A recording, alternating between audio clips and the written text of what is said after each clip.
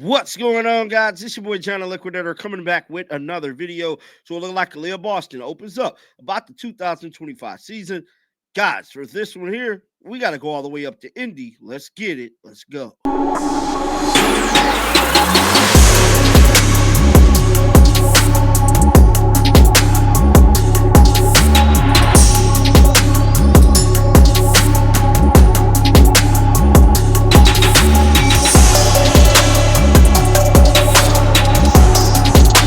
Definitely been having a busy off season for the Indiana Fever is none other than their superstar player, Aliyah Boston.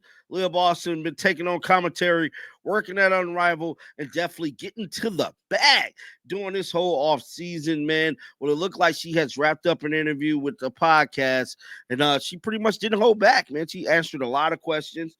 She went in depth about Unrivaled. She talked about the team, and she actually talked about how she helped Caitlin Clark throughout her rookie year. Now, we know Aliyah Boston was a rookie prior to Caitlin Clark coming, and so she knew a little bit about, how to navigate through this thing, and it's just great to see her, kind of taking on Caitlin Clark as a friend, a mentor, and that's what you want to see inside your locker room. Leadership, you don't really want to see any drama or anything like that, man. Now, we know we currently got a situation going on with Brianna Turner. At the end of the day, Brianna Turner is on the team, and we got to come up with some type of reconciliation to where we all can be on the same page. But at the end of the day, it is what it is, man. Let's check out some of this footage of Aliyah Boston.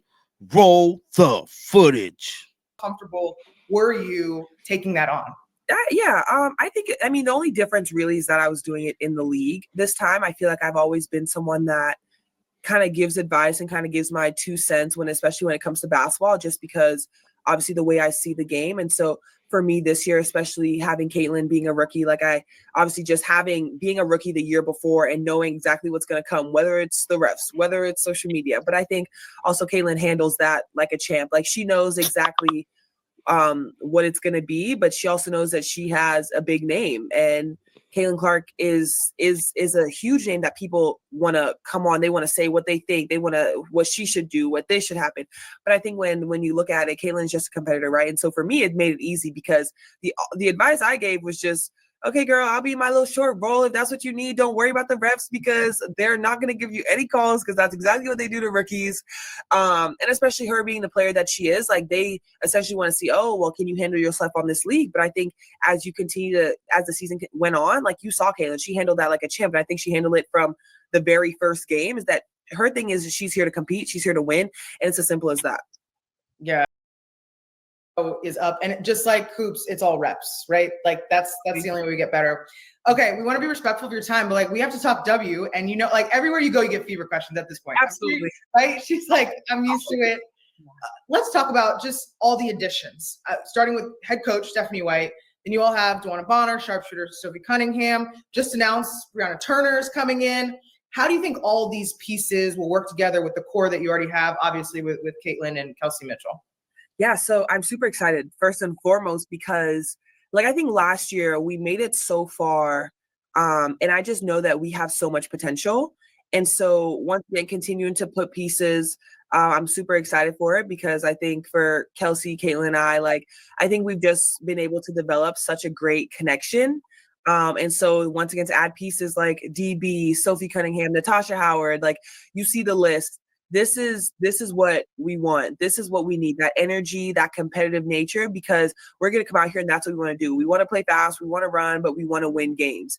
And so once again, like bringing in the pieces that the front office thinks is going to be perfect for us, perfect for our locker room is exactly what we need. Kelsey Mitchell has been a player that it feels like at times has not been given the flowers that she has so rightfully deserved. Last year was a year where I think people really started to wisen up and give her the flowers that she has earned. What is it like playing besides her? She was your vet when you came to the Fever, and being able to keep her as part of that core that's moving forward, looking to win a championship. Yeah, I love Kelsey first and foremost. And so I'm happy that she's getting her flowers because I think when you look at the type of player Kelsey is, our team doesn't function the way it functions without Kelsey. Kelsey is such an important part to our team. I think number one, her speed.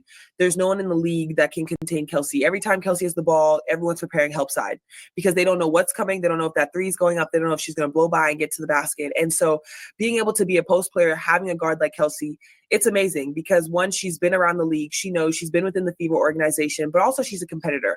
Like Kelsey does not like to lose. She does not like to feel like we're playing bad basketball. I think the amount of time and effort and energy Kelsey has given into basketball, like her repay is winning. Her repay is continuing to shine on that court. And so for me being a teammate, it motivates me as well because I want to win. I know what it takes to win, but I also know what it takes having teammates that want to win.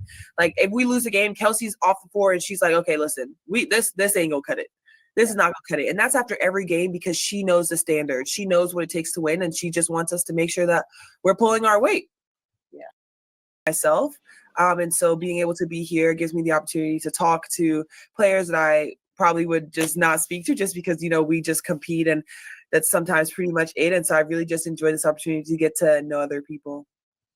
Are you teleporting everywhere? Because between Unrivaled and how you support the Gamecocks, how are you balancing your off season? And I'm absolutely getting my frequent flyer. I am definitely flying, but I'm enjoying it. I think that's what I enjoy the most, once again, about Unrivaled, is that you have that opportunity to continue to do stuff for me, especially being able to continue my broadcasting. I think that was just something that was super big for me. I didn't want to have to give up either or, and Unrivaled definitely accommodated me in that way. And so that I'm super thankful for them because, once again, it gives me the opportunity to hoop, have some fun, but also get to doing my NBC and broadcasting. Yeah, I love that. I think if there's anyone who can provide some perspective and some uplift to your fellow Gamecocks after such a tough loss yesterday, you definitely can say, hey, I know what it's like to lose unexpectedly, but we can bounce back. What would be your advice, or what would you say to those young women in that locker room to be like, hey, there's still time. Don't worry about it. I mean, I think they know that, though. Like for me, I don't think I really have to say too much, but I always think it's kind of like interesting when, honestly, like I look at South Carolina as the standard of women's basketball at this point because, like you have a loss and then everyone kind of like, oh my gosh, what is happening in this basketball world? And so I think they also see that. And so for them, it's honestly just turning the page. Like you have a lot of season left. That was Aliyah Boston wrapping up an interview that she did with the podcast. I want to know you guys' thoughts down in the comment section. I just got breaking news that Marina Marbury trade has been declined from the Connecticut Sun, and I got to do another video, but I want to know your guys' thoughts down in the comment section right now. Keep them bells on because you know what? I'm going to bring you the news. Like always, man, until next time, shake the haters off. I'm out of here, baby. Peace out. Shake the haters